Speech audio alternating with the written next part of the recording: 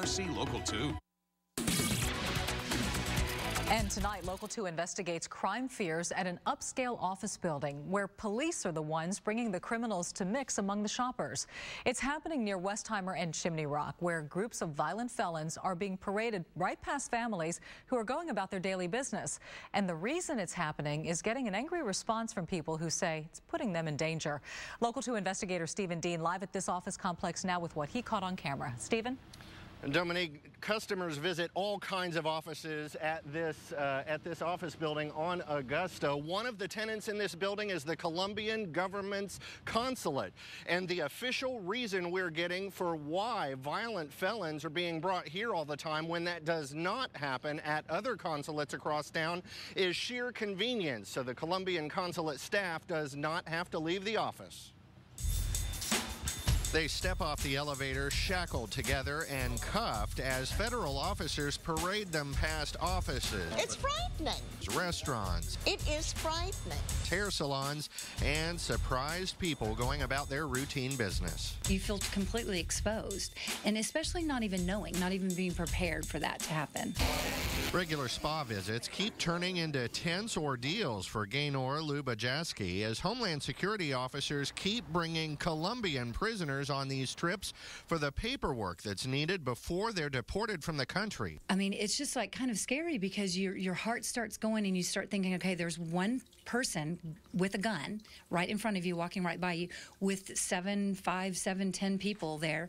I mean, there's no control there. People like her are relaxed in their offices or salons. Suddenly, the prisoners are pressed up against the glass, whistling or howling at women. It feels like they could be face to face with a convict in a flash. It was like a train wreck. They just bumped into each other and they were pushing each other out of the way, just glaring in there. Homeland Security tells us some are violent felons, but the local Colombian consulate insists those inmates be brought to them to fill out paperwork before they're deported. So every week or so, the prisoners shuffle past businesses in this office building near Westheimer and Chimney Rock, where people are getting their eyeglasses fixed or they're grabbing lunch, and where Pauline Barstow comes to work every day worrying about the what if. I just don't see the point of them coming here. It's like they're going on an outing, when actually they've done some really terrible crimes, no doubt. My client was freaking out, and she started backing into this room, and I backed into the room with her, shut the door. One of them could be overpowered and come into any one of these buildings, hold somebody hostage, and why are we having to be subjected to this? Chain gangs like these do not descend on Houston's other consulates.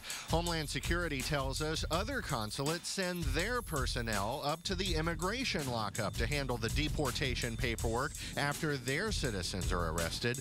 But the agency says as a matter of convenience, the Colombian consulate wants the inmates brought to their offices no matter what crime they're accused of. Neighbors and people who do business in this building want it to stop before someone gets hurt. I'm just wondering why that the consulate's office can't go and do it another way. And we wanted to pose that question to the Colombian consul officials that don't have to leave their office for these inmates, but the consul general and the vice consul would not talk to us. So tenants here at this building say they're now trying to pressure building management to put this to a stop. We're live in West Houston. Stephen Dean, KPRC Local 2. Thank you, Stephen. In the meantime, the Department of Homeland Security declined to speak with us on camera, but this agency said it's hoping the Colombian consulate falls in line with other nations that handle their paperwork at Houston's secure immigration lockup. A while ago, Frank told us that the morning rush hour is going to be a little bit iffy, but what